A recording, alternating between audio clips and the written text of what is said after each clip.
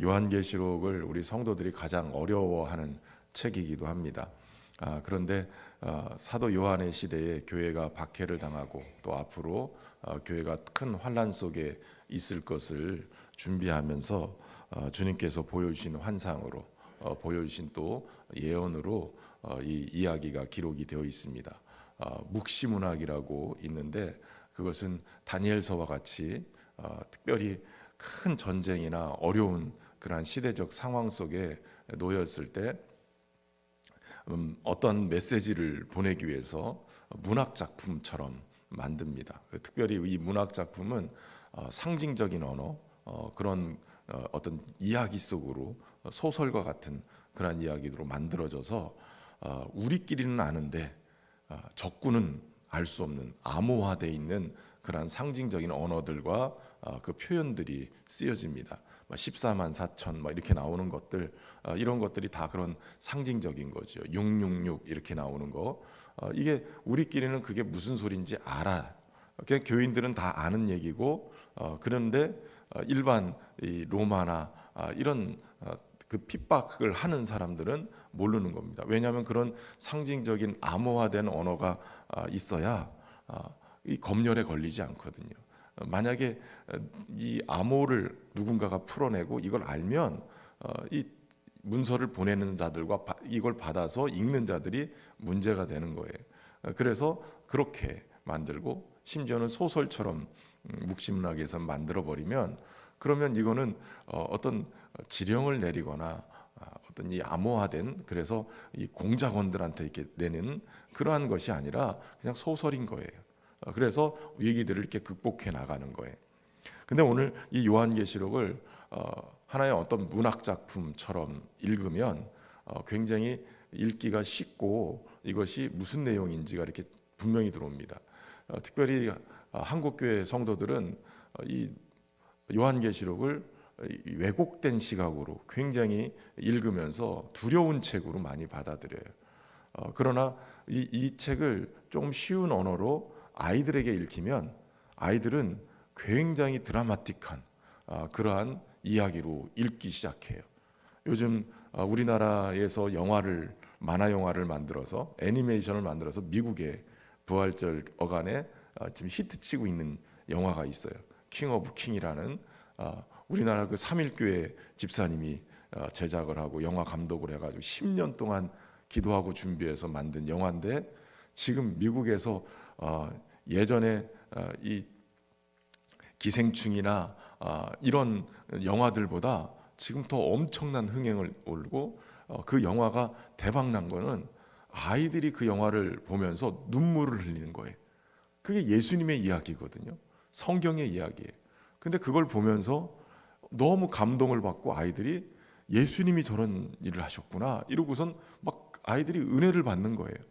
그래서 미국 전역에 3,000개 넘는 영화관에서 상영이 되면서 벌써 제작비의 몇 배를 지금 거둬들였어요. 그리고 전 세계 지금 90몇 개국에 이게 수출이 된대요. 그러니까 일반 모슬렘 지역이나 이런 그런 지역에도 이 영화가 상영되면서 예수님 믿어야 되겠구나. 이게 지금 복음 전파 어떤 것보다도 더 강력하게 나가는 거예요. 그런 것처럼 요한계시록 도리어 아이들이 읽었을 때 이해하기 더 쉽게 이해하는 거예요. 우리는 막 그 진노, 심판 이런 것 때문에 막 두려워가면서 문제가 되고 이게 또 이 세대주의자들이 종말론적인 그러한 것을 굉장히 강조하면서 두려움에 떨게 만들고 자기들 교리를 막 집어넣기 위해서 그렇게 했기 때문에 문제가 됩니다. 그러나 여러분 이 요한계시록은 한마디로 얘기하면 너희들 고난당하고 어렵지만 믿음 생활하기 어렵지만 주님이 승리하게 할 거야. 그러니까 힘내. 이게 요한계시록의 메시지인 거예요. 끝까지 믿음 잃지 말고 결국은 주님이 승리하니까. 그러니까 승리해야 돼. 승리해야 돼. 힘내. 이게 요한계시록의 메시지인 거예요. 여러분 요한계시록의 구성을 우리가 소설책을 읽는다라고 생각하고 보시면 이런 겁니다.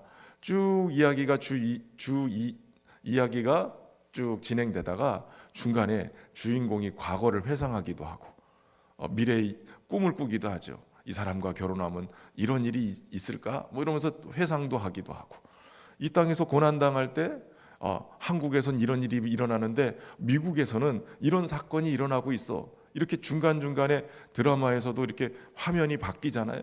그리고 소설 같은 데도 그렇게 바뀌는 거예요. 그런 것처럼 오늘 본문을 보다 보면 요한계시록 9장까지는 6번째 나팔이 불려지면서 막 이 심판의 메시지가 막 쏟아져요. 그리고 7번째 나팔이 불려지기 전에 10장부터 11장 14절까지 삽입구라고 표현되어 있는 갑자기 이어지는 그 과정 속에 중간에 떡하니 뭔가가 등장을 해요. 그 등장하는 이 내용을 보면 6번째 나팔이 불려지면서 막 심판이 일어나고 엄청난 환란이 일어나는데 자칫 성도들이 이것 때문에 두려워할까 봐 마치 우리 주님이 딱 장치를 내놓는 거예요. 야, 이거 지금 이 땅에선 이런 일이 벌어지지만 주님은 이런 계획을 가지고 계셔.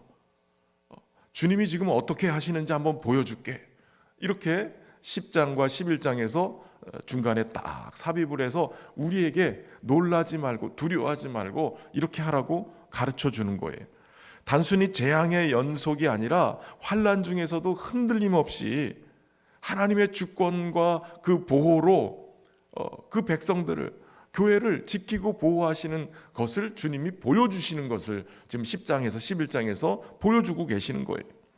특별히 오늘 본문에 보면 1절에 내게 지팡이 같은 갈대를 주고 이것을 가지고 뭐라고 그러시냐면 하나님의 성전과 제단과 그 안에서 경배하는 자들을 측량하라는 거예요. 이 갈대 같은 지팡이 같은 갈대를 가지고 측량하라. 이거 건축용 자를 얘기하는데 이걸 측량을 해서 야, 좀 모자라면 어떻게 하고, 이게 아니에요.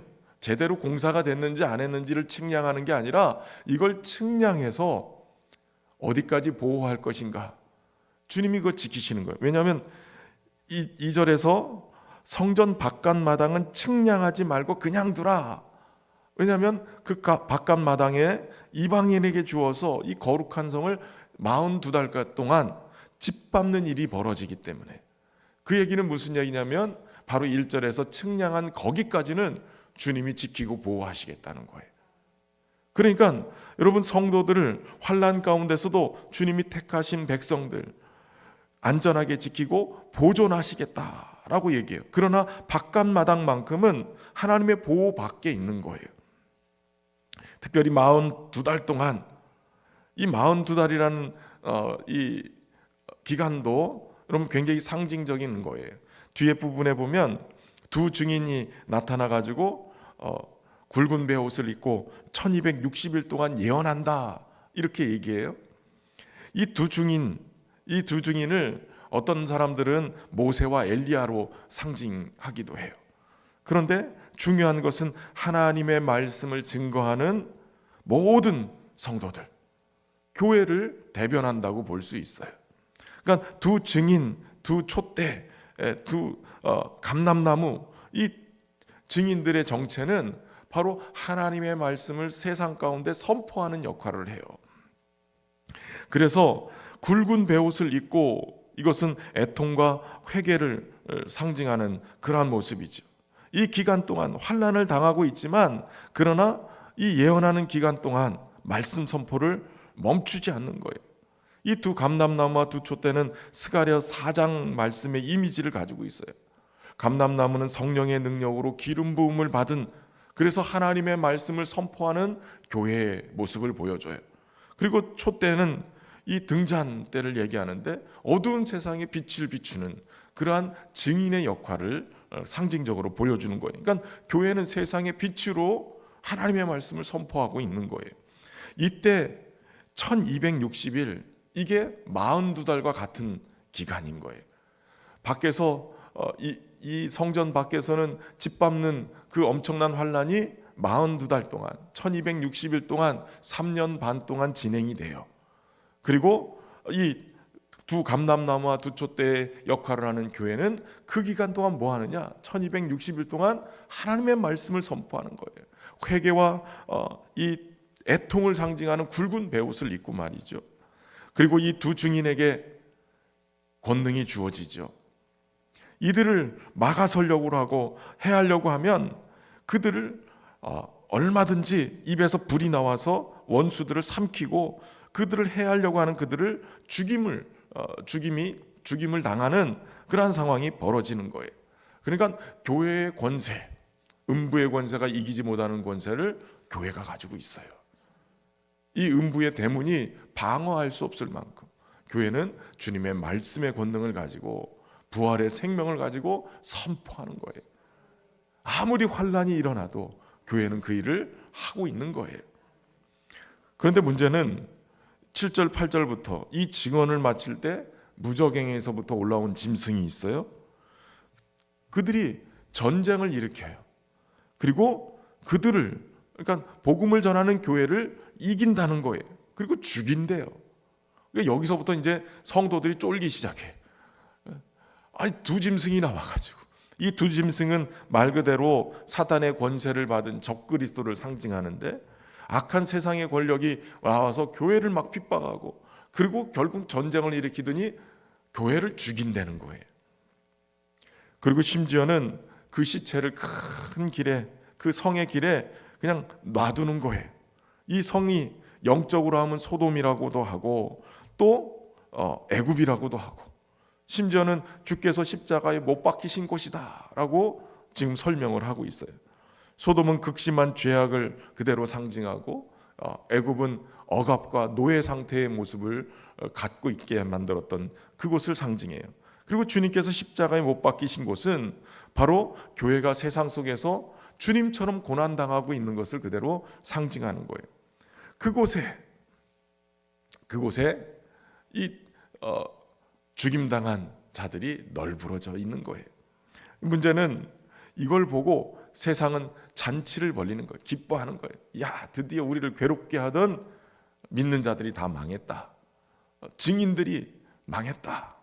그러면서 자기들끼리는 예물을 주면서 잔치를 벌려요. 그런데 놀라운 거는 거기까지만 읽으면 안 돼요. 11절, 12절까지 읽어 가셔야 돼요. 자, 11절을 한번 읽어보겠습니다. 시작. 3일 반 후에 하나님께로부터 생기가 그들 속에 들어가매 그들이 발로 일어서니 구경하는 자들이 크게 두려워하더라. 자, 12절. 하늘로부터 큰 음성이 있어 이리로 올라오라 함을 그들이 듣고 구름을 타고 하늘로 올라가니 그들의 원수들도 구경하더라. 아멘. 할렐루야. 교회를 상징한다면 널브러져서 죽임당해서 비참한 것처럼 보이는데 여기가 끝이 아닌 거예요. 믿지 않는 자들이 잔치를 벌이고 자기들끼리 승리했다라고 그러지만 여기가 끝이 아니에요. 왜냐하면 3일 반 후에 죽임당하고 비참해 보이는 그들에게 뭐가 들어가요? 하나님으로부터 생기가 들어가는 거예요. 그래서 생기가 들어가면서 그들이 발로 일어서게 되는 거예요. 구경하는 자들이 크게 두려워하는 거예요. 여러분, 예수님이 십자가에서 죽으시고 며칠 만에 부활하셨어요? 3일 만에 부활하신 거예요. 부활하신 주님의 생기가, 어둠의 권세를 이기고 죽음을 깨트려버린 주님의 생기가, 이 부활의 생명이 믿는 자들에게 들어가는 거예요. 교회에 들어가는 거예요. 그래서 그들이 일어서는 거예요. 그리고 하늘로부터 큰 음성이 뭐라고 그래요? 이리로 올라오라는 거예요. 우리 주님의 보좌가 계신 곳, 그곳에서 올라오라는 거예요. 여러분, 그래서 믿는 자들이 올라가는 거예요. 우리의 결국은 잠시 고난을 당하나 그러나 결국은 승리하는 거예요. 이게 교회의 소망인 거예요. 환난을 당하고 핍박을 당하고 때로는 순교하는 일이 벌어져도 부활의 생명이 우리를 일으키고 거기서 멈추는 게 아니라 우리 주님처럼 하늘로 올리셔서 하나님 보좌 우편에 앉으신 주님이 영광을 받으신 것처럼 모든 성도들이 하나님 보좌로 그 앞으로 올라가는 거예요. 이것이 교회의 결국인 거예요. 드라마틱하잖아요. 권투 선수가 다운을 여러 번 당하다가도 일어나서 마지막 카운터 펀치를 남기고 완전히 KO를 해서 KO 승을 거는 거예요. 홍수환 선수가 엄마 나 챔피언 먹었어. 이게 결국인 거예요. 막 3대 1로 지다가 한국 축구가 4대 3으로 확 뒤집어 엎으면 역전이잖아요. 역전. 교회의 결국이 그거란 말이에요. 그러니까 두려워하지 말고 쫄지 말고 믿음 생활 열심히 하면 승리하는 역사가 일어날 줄로 믿습니다. 그 뒤에 남겨진 자들 지진이 나서 성의 10분의 1이 무너지고 죽은 사람들이 7천이 되고 그 남은 자들이 두려워해서 영광을 하늘의 하나님께 돌리더라. 두려워서 영광을 하늘의 하나님께 돌린다는 얘기는 앞에서 그렇게 3년 반 동안 환난 가운데서도 복음을 전했던, 애통하면서 굵은 베옷을 입고 이 복음을 전했던 교회가 선포한 그 메시지를 듣고 성도들이 어떻게 되는지를 결국을 보고 그들이 두려워서 하나님께 영광을 돌리면 어찌 보면 그들이 회개하고 주께로 돌아오는 역사도 있는 거예요. 여러분, 성도들의 삶은 복음을 전하는 도구예요. 그까지 믿음으로 살아가면 결국은 하나님의 영광이 드러나게 되는 거예요. 우리의 삶을 끝까지 포기하지 하지 않고 믿음으로 살아내면 믿지 않는 자들이 그걸 보면서 야, 하나님 살아계셔. 그러면서 신현교회로 다 몰려오는 거예요. 이번 주 주일날 아마 그러게 될 줄로 믿습니다. 그리고 나서 일곱째 나팔이 불려지는 거예요. 일곱째 나팔이 15절부터 불려지는데 놀라운 건 여러분, 우리가 이제 잘 보셔야 되는데 내일 제가 도식을 좀 보여드릴게요. 일곱째 인을, 그러니까 7개의 인을 띌 때 그 안에 막 여러 가지 천재지변이 일어나고 심판의 모습도 보여지는데, 7째 인을 뜰 때 이것이 7개의 나팔로 이어져요. 그리고 7번째 나팔이 불어질 때 재앙이 일어나는 게 아니라 7개의 대접의 재앙이 그 안에 속해 있어요. 그러니까 점차 증폭되어지는 것도 있지만, 그러나 7개가 다 재앙이 아니에요. 7개 중에서 특별히 7번째, 지금 인을 띄고 7개의 나팔로 이어졌는데 7번째 나팔을 부르니까 어떤 일이 벌어지냐면 하나님께 영광을 돌리는 일이 벌어져요. 천상에서 어떤 일이 벌어져요. 물론 그 뒤에 7번째 나팔을 불고 난 다음에 7대접의 재앙이 몰려와요. 그러니까 이게 속해 있는 거예요. 이렇게 해서.